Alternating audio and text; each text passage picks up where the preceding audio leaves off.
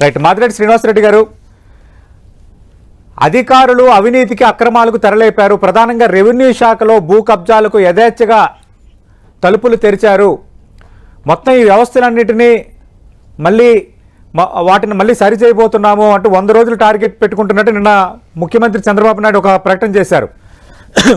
ప్రజా సమస్యలు వస్తున్నాయి, ఉద్యోగ సమస్యలు వస్తున్నాయి, అలాగే రెవెన్యూకి సంబంధించి ఎక్కువ సమస్యలు, ఎక్కువ ఫిర్యాదులు వస్తున్నాయి.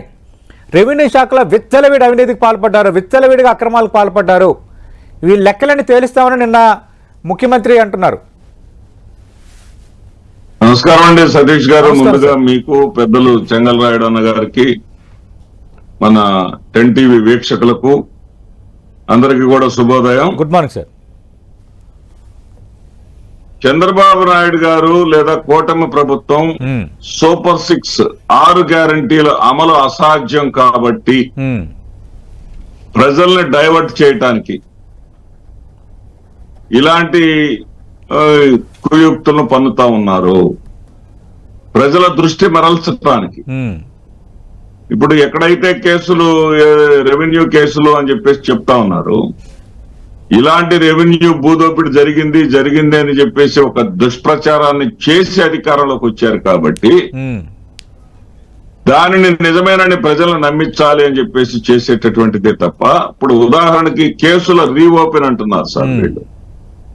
కేసుల రీఓపెన్ ఏంటి? ఒకటి టీడీపీ ఆఫీసు దాడి కేసు రీఓపెన్ అంట, రెండవది గన్నవరం ఆఫీసు రీఓపెన్ అంట, మూడవది మూర్తి గారు, ఎంపీ గారు, ఎంవిఎస్ మూర్తి గారు, ఆయన కిడ్నాప్ కేసు రీఓపెన్ అంట.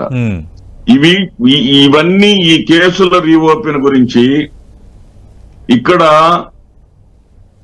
వ్యవస్థలు అనేవి అధికార పార్టీకి గులాంగిరి చేస్తాయనేది ఈ రోజున గత ప్రభుత్వం వైఎస్ఆర్సీపీ ప్రభుత్వం చేసింది, వైఎస్ఆర్సీపీ ప్రభుత్వంలోనే రుజువు అవ్వలేదు. చంద్రబాబు నాయుడు గారి ప్రభుత్వంలో అంతకన్నా ఎక్కువగా రుజువైంది. ఎందుకంటే అప్పటి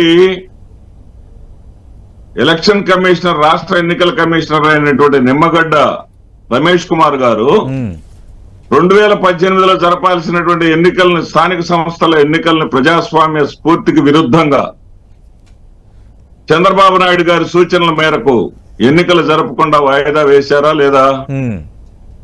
వ్యవస్థలన్నిటినీ కూడా వాళ్ళ గుప్పిట్లో పెట్టుకున్నారా లేదా? అదేవిధంగా పోలీసులని ఈ రోజున గత పాలకుల చేతుల్లో ఉన్నారు పోలీసులు అని చెప్పేసి పోలీసుల్ని తక్కువగా చేసి చూడటం, వాళ్ళ మానసిక స్థైర్యాన్ని దెబ్బతీయటం చాలా తప్పు అంటున్నాను. ఆ రోజున మా తప్పును కూడా నేను ఒప్పుకుంటున్నా. ఎన్టీఆర్ కార్యాలయంపై, తెలుగుదేశం పార్టీ ఆఫీస్ పై దాడి చేసిన వాళ్లను ఆ రోజున అరెస్టు చేయకపోవటం తప్పే. అదేవిధంగా ఈ యొక్క ఐపీసీ, పిఆర్సీ సెక్షన్స్ అనే ఐపీసీ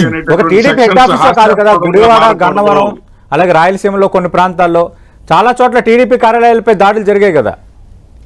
అదే సార్, ఇది ఇప్పుడు ఆ రోజున అరెస్ట్ చేయకపోవటం తప్పే. ఈ రోజున ఇప్పుడు ఏదైనా సరే సార్, ఒక దానికి మనం కంప్లైంట్ ఇచ్చడానికి ఒక కాల వ్యవధి అనేది ఉంటుంది.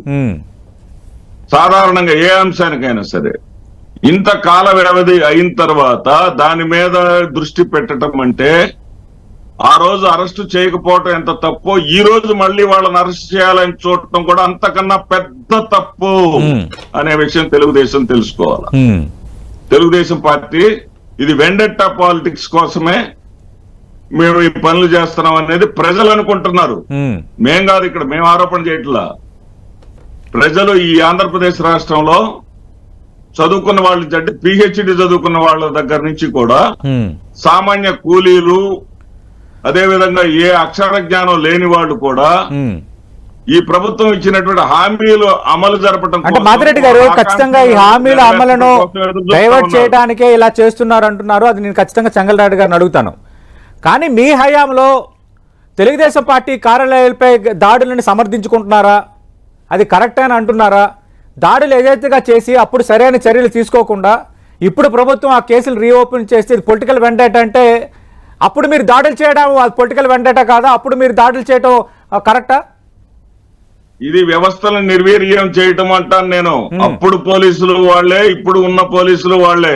అప్పుడు పోలీసులు ఆ ప్రభుత్వం చెప్పినట్టుగా చేస్తున్నారు. అంటే అప్పుడు మీరు దాడి చేసినప్పుడు పోలీసులు ప్రేక్షక పాత్ర పోషించడం అది వ్యవస్థలను దుర్వినియోగం చేయడం సమాజానికి ఇస్తున్నారు. ప్రజలకు ఏ విధమైన మీరు అధికారంలో ఉన్నప్పుడు మీ పార్టీకి సంబంధించిన నేతలు తెలుగుదేశం పార్టీ కార్యాలయాలపై దాడులు చేసేటప్పుడు పోలీసులు ప్రేక్షక పాత్ర పోషించడం అది అధికార దుర్వినియోగం కాదా? ఇప్పుడు పోలీసులు అధికార దుర్వినియోగం ఎలా అంటారు? రీఓపెన్ చేయటం ముమ్మాటికి అధికార దుర్వినియోగమే, వెండెట్టా పాలిటిక్సే.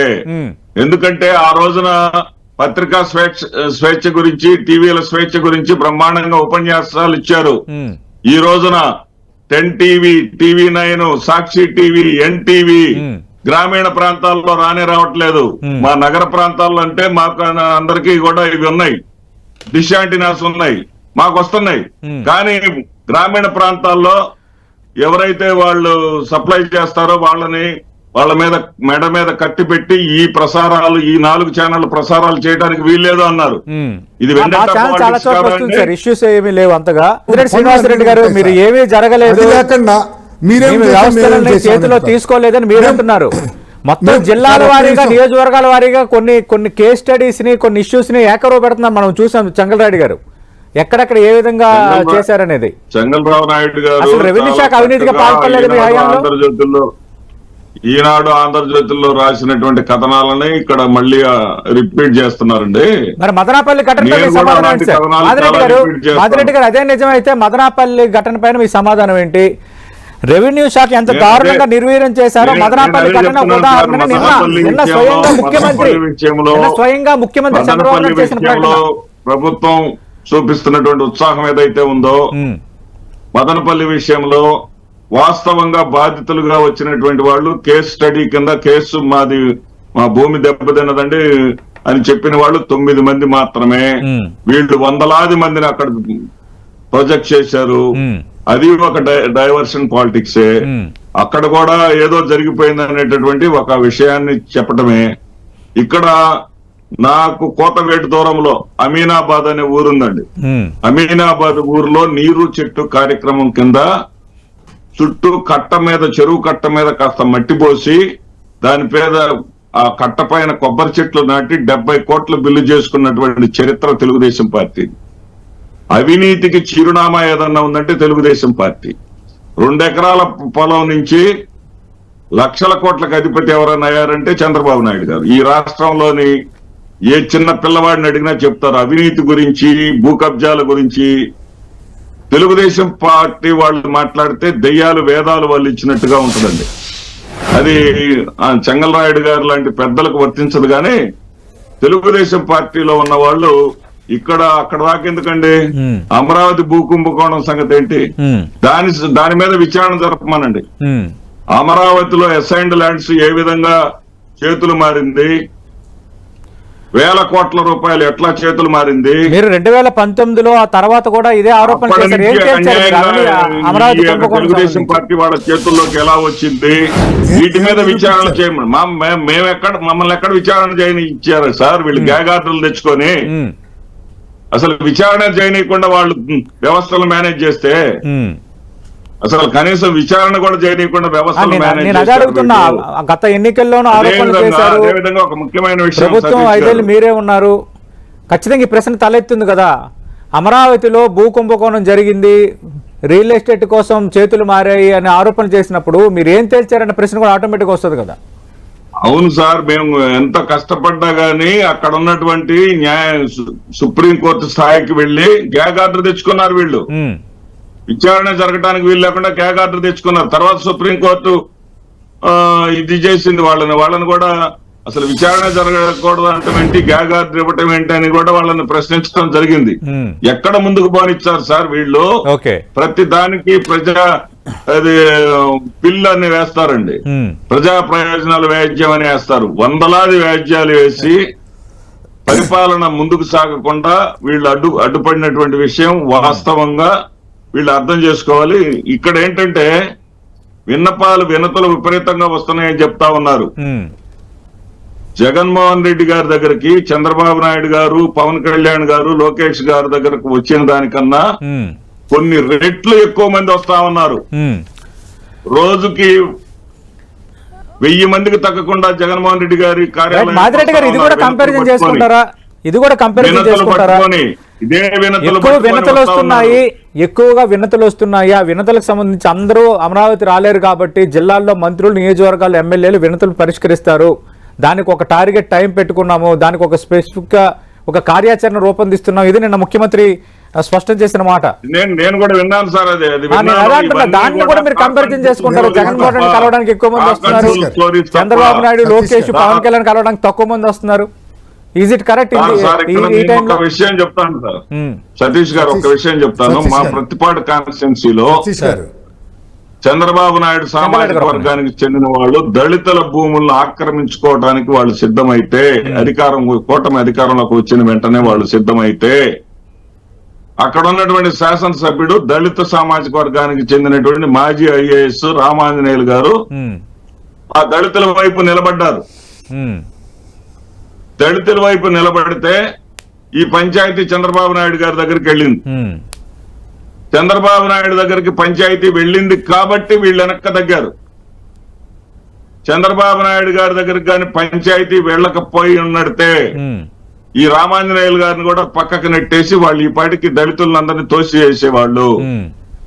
వీళ్ళు చేస్తున్నటువంటి దుర్మార్గాలు ఏంటో, వీళ్ళు చేస్తున్న అధికారంలోకి వచ్చిన వెంటనే కబ్జాలకి నాంది పలికారు. గతంలో ఇక చేసినటువంటివన్నీ కూడా వీళ్ళకి చేసినప్పుడు కూడా చంద్రబాబు నాయుడు గారు సపోర్ట్ ఉంది అనేటటువంటి ఆలోచనతో వాళ్ళు ఉన్నారు. ఇప్పుడైతే చంద్రబాబు నాయుడు గారు మా మీద నిందలు వేస్తున్నారు కాబట్టి వీళ్ళని కొంచెం తగ్గమని చెప్పి ఉంటారు. ఇప్పటికే 13 శాసనసభ్యుల మీద నివేదికలు ఆయనకు అందాయి. ఆ నివేదికల మీద ఆయన కొంచెం మీరు తగ్గమని చెప్పేసి అక్కడ వాళ్ళ మీటింగ్ లో కూడా చెప్పాల్సినటువంటి పరిస్థితులు ఎందుకు వచ్చినాయంటే అందుకే వచ్చినాయి. చంద్రరెడ్డి గారు